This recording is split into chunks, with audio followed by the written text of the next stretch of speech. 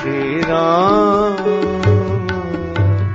श्री राम श्री राम श्री राम। भगवान तो कृपालु हैं, हमारा ही दुर्भाग्य है कि भगवान नहीं मिल रहे हैं।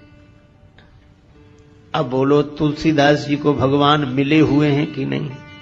मिले हैं, पर मुश्किलें होती हैं आसान बड़ी मुश्किल से,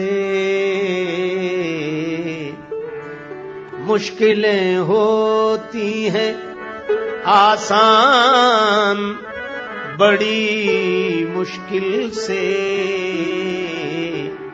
आदमी बनता है इंसान बड़ी मुश्किल से।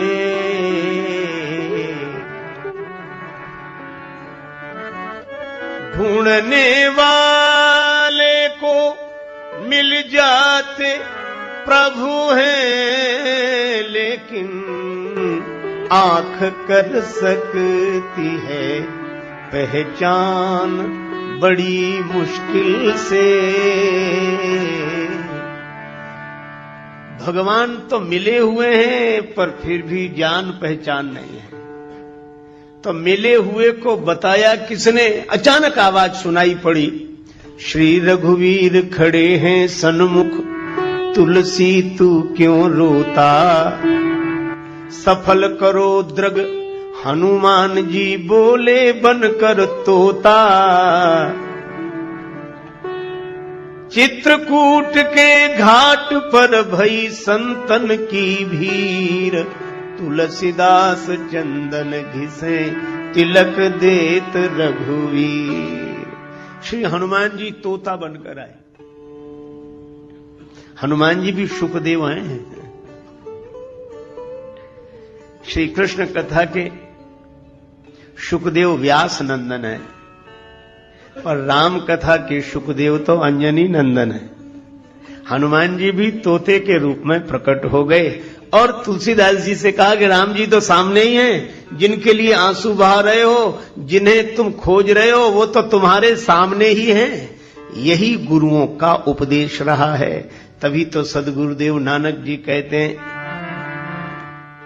काहे रे बन ढूंढन जाई, सर्व अलेपा सदा एक रस, तो ही संग समाई, काहे रे बन खोजन जाई। हनुमान जी ने भी वही किया। और आज जब श्री हनुमान चालीसा लिखने बैठे श्री तुलसीदास जी, तो याद आ गई कि भगवान तो मिले हुए थे, पर अगर हनुमान जी ने न बताया होता तो राम जी को देखकर भी मैं राम जी को नहीं देख पाता। और इसीलिए जब हनुमान जी ने बताया तो राम जी के चरणों में तुलसीदास जी गिर गए। लेकिन मन कबीरदास जी की तरह कह रहा था कि गुरु गोविंद दोऊ खड़े काके लागू पाए, बलिहारी गुरुदेव की जिन गोविंद दिया मिलाए। तो जब जब श्री हनुमान जी का स्मरण तुलसीदास जी करते हैं तो उन्हें यह घटना याद आई। तभी वे आरंभ करते हुए लिखने लगे, श्री गुरु चरण सरोज रज। तो हनुमान जी हैं गुरुदेव, उनके चरण हैं कमल, और चरण कमल की जो धूल है, रज है, वह गुरुदेव के चरण कमलों का पराग है। अच्छा, रज की आवश्यकता पड़ी क्यों? देखो, दूसरे को देखना हो तो आंख ठीक होनी चाहिए, पर अपने आप को देखना हो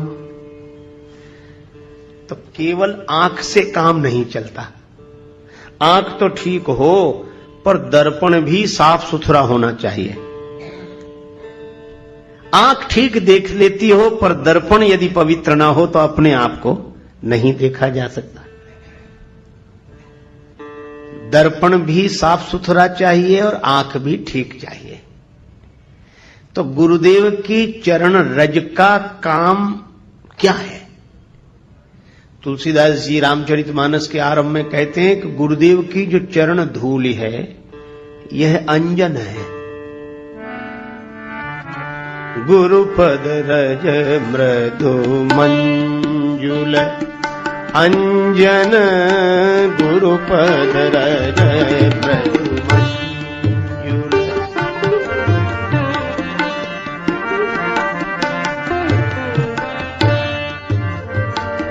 नयन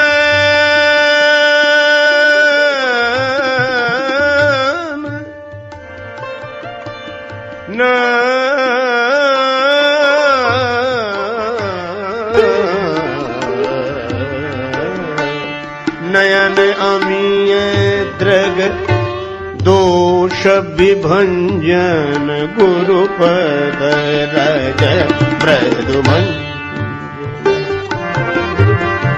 गुरुपद रज मृदु, गुरुपद रज मृदु। गुरुदेव के चरण कमलों की धूलि अंजन है। अंजन जो आंख में आंजा जाए उसको अंजन, नेत्रों के दोष को दूर करने वाला हो वो अंजन। तो हनुमान जी महाराज हैं अंजनी नंदन, तो अंजनी नंदन है गुरुदेव, उनके चरण की धूलि बन गई अंजन। आंखों के लिए कौन सी आंखें? मरमी सजन सुमति कुदारी, ज्ञान विराग नयन उर्गारी।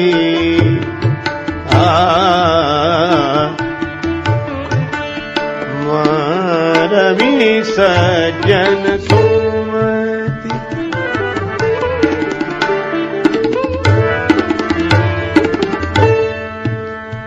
ज्ञान विराग नयन उर्गारी, यह दो आंखें जैसे बाहर की हैं ऐसे ही दो आंखें भीतर की हैं, ज्ञान और वैराग्य। ज्ञान भी भीतर रहता है और वैराग्य भी भीतर रहता है। त्याग दिखाई देगा, क्रिया दिखाई देगी, कर्म बाहर दिखाई देता है, त्याग भी दिखाई देता है, लेकिन वैराग्य भीतर रहता है, वो दिखता नहीं, वो मन की दशा है। इसी तरह ज्ञान भी भीतर रहता है, ज्ञान के कारण बाहर दिखता है पर ज्ञान तो भीतर ही रहता है। ये ज्ञान वैराग्य भीतर की आंखें हैं। अब ये आंखें हो गई खराब। आंखें भी कहीं खराब होती हैं, हां भाई हो जाती हैं। कैसे? इन आंखों में जब मोतियाबिंद आता है तो आंख खराब हो जाती है। तो इन ज्ञान और वैराग्य की आंखों में भी मोतियाबिंद आ गया है। ज्ञान की आंख में द्वेष का मोतियाबिंद आ गया और वैराग्य की आंख में राग का मोतियाबिंद आ गया।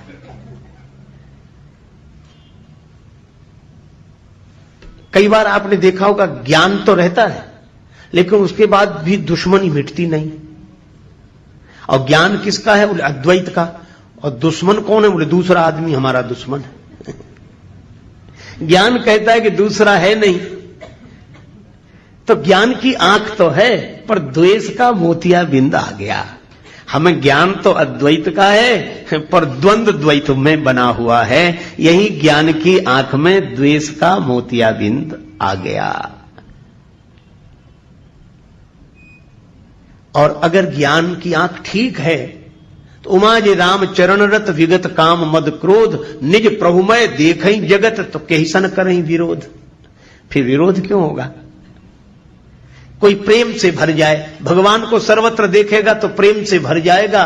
करूं में दुश्मनी किससे, कोई दुश्मन हो घर मेरा, मोहब्बत ने नहीं रखी जगह दिल में अदावत की। तो ज्ञान की आंख अगर ठीक ठीक देखे तो झगड़े ही मिट जाएं। पर एक बात है, कई बार यह प्रश्न उठता है कि कैसे ज्ञानी है? ज्ञानी है तो ये द्वंद्व क्यों? तो इसका मतलब यह अज्ञानी है?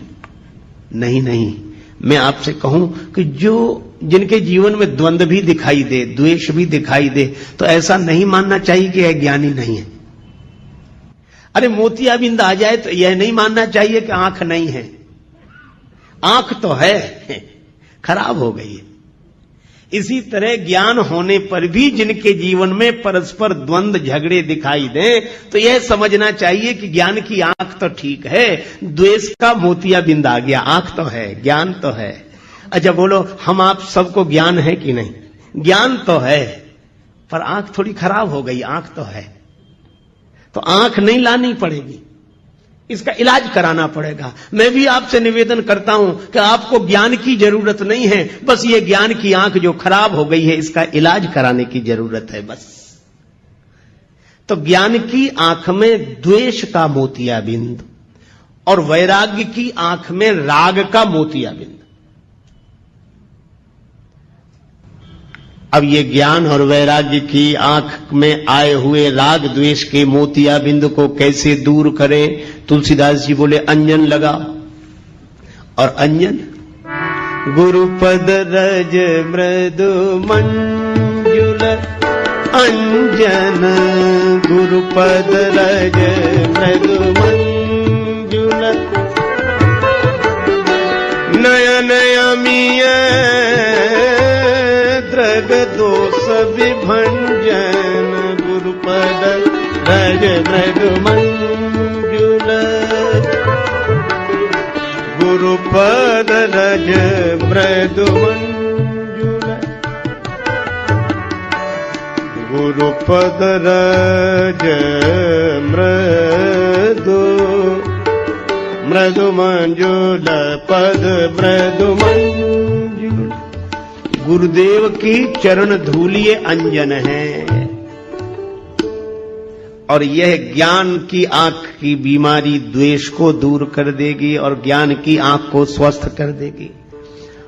अच्छा, वैराग्य तो है, पर आप कभी कभी देखते होंगे जो वैराग्यवान है उनमें भी राग दिखाई देता है, तो लोग तुरंत आलोचना करने लगते, काहे कि वैराग्य जब राग है। नहीं भाई, वैराग्य तो है, पर वैराग्य की आंख में ये बीमारी आ गई राग की। तो राग कैसे दूर हो? बस गुरुदेव की शरणागति लो, चरण धूल। जो गुरुदेव के चरणों के आश्रित रहते हैं उनकी ज्ञान वैराग्य की आंखें ठीक हो जाती हैं। गुरुदेव की चरण धूलि का अंजन ज्ञान वैराग्य की आंखों का दोष दूर करने वाला है। अच्छा, एक अद्भुत बात, धूल अगर आंख में गिर जाए तो खुली हुई आंख भी बंद हो जाती है। धूल अगर आंख में गिर जाए तो खुली हुई आंख भी बंद हो जाती है। लेकिन अद्भुत बात है, वही धूल जब गुरु जी के चरण से जुड़ जाए तो जो धूल खुली हुई आंख को बंद करने वाली थी, वही जब गुरुदेव के चरण से जुड़ जाती है तो बंद हुई आंख को खोलने वाली बन जाती है। यह गुरुदेव के चरणों की महिमा है।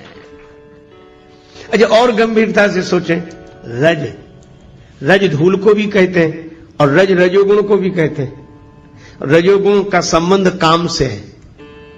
कामेश क्रोधेश रजोगुण समुद्भवः, श्रीमद् भगवद गीता में कहा गया। रजोगुण से काम उत्पन्न होता है, लेकिन वही रज गुरुदेव के चरण से जुड़ जाए। एक आपने उदाहरण सुना होगा, राम जी की चरण रज ही तो अहिल्या चाहती थी, उद्धार हो गया। क्यों?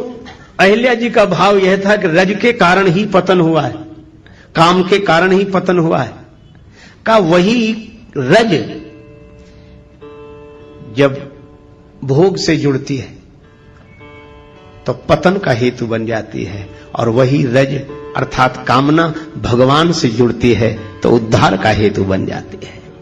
तो रज वही है, पर गुरुदेव के चरण से जुड़ जाए। अगर हमारी कामना भी हो तो बस यह कामना हो, संतन ढींग बैठी बैठे, संतन ढींग बैठी बैठे, होई संतन ढिग बैठी बैठी संतन ढिग बैठी बैठी बैठी बैठी बैठी बैठी